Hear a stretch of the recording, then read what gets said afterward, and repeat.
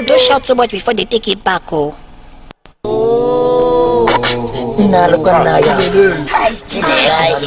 What is this? Did I not tell you people?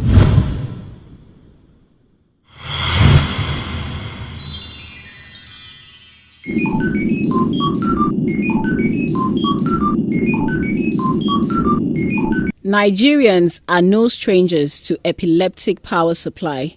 For some residents in Nigeria born within the last 3 decades, uninterrupted power supply for the stretch of a week is extraordinary.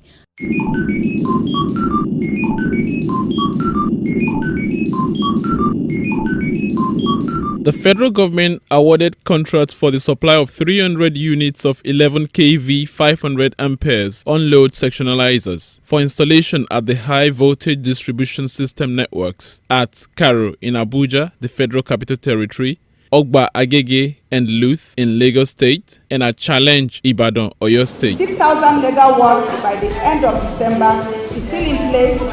That commitment, we are working very hard to achieve it. The contract for the construction has been awarded to a consortium of 2 Chinese contractors, China National Electric and Engineering Corporation, CNEEC, and Sino-Hydro. Saying, Mr. President, any president that fixes Benin or a road and power will be the best president ever. There is no doubt that we are going to achieve a steady, reliable power supply status in the shortest possible time.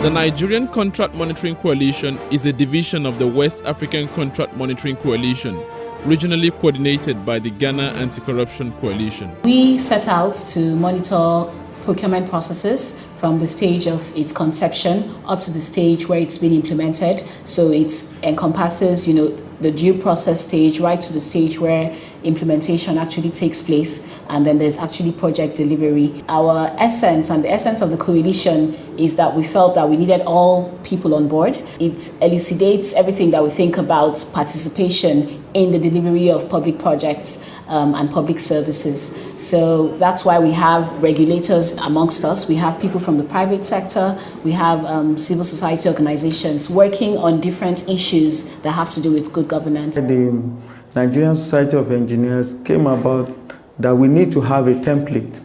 It's not something you have to cook up. It's something that must be as practical and as real to the situation you want to address as possible.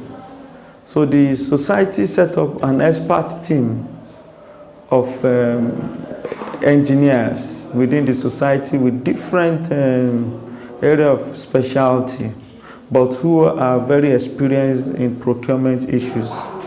And they came together and developed this template. In spite of the stakeholder composition of the coalition across sectors, monitoring power projects does not come easy. At the initial stages of monitoring, it became obvious that accessing information on these power projects would not be easy at all.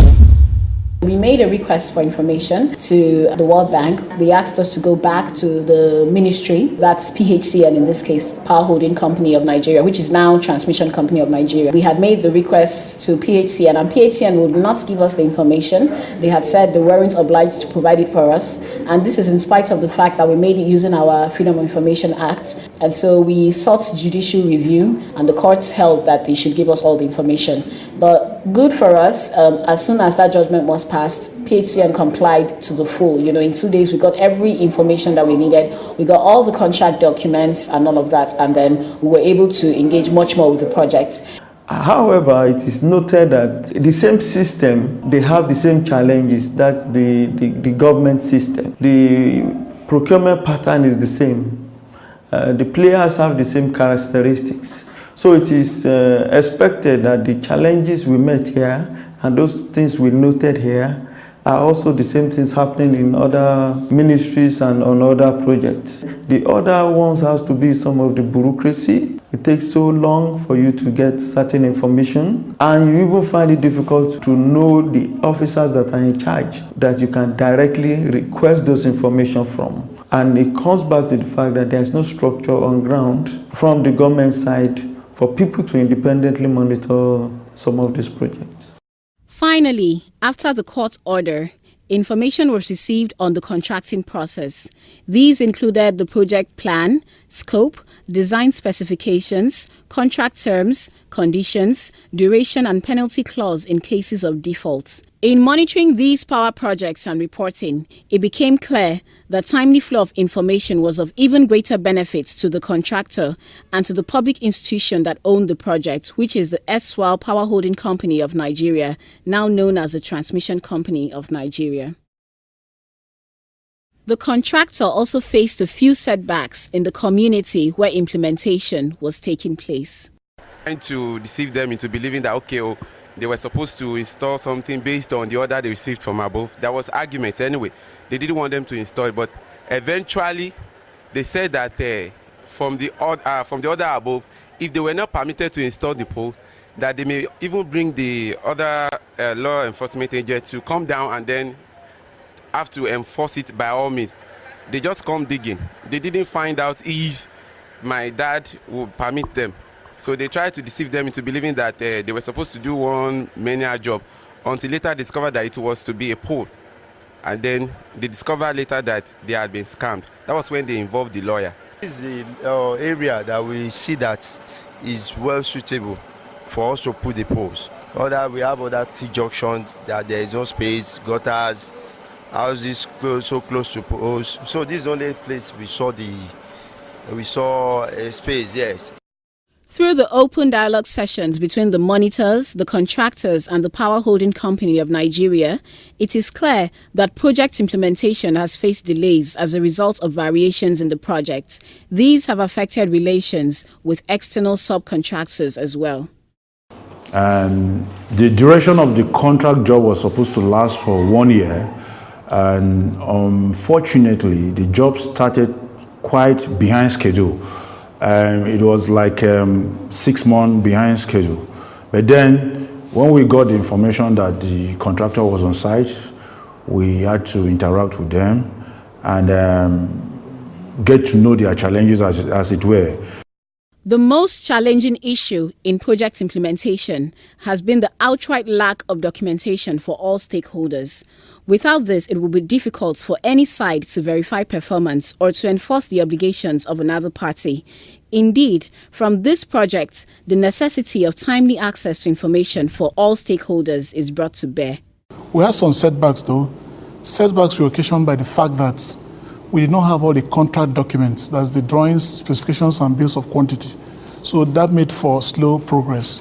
Our intention to engage the project from the beginning was hampered because by the time we finally got the information, the project was already being implemented. So that caused sort of delay on our part in following the project from the beginning. Lack of proper documentation of the things that are being done. Projects of this scale do not have information sharing within all the elements that are carrying out these projects. And you see them from time to time feigning ignorance of certain things that they should be aware of.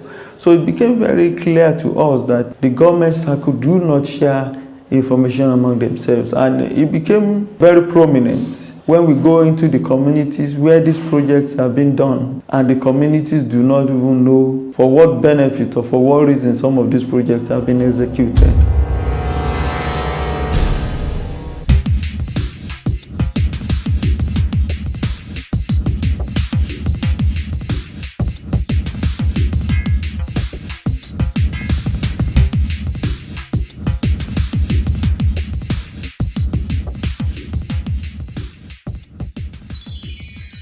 Clearly, open contracting has come of age in Nigeria.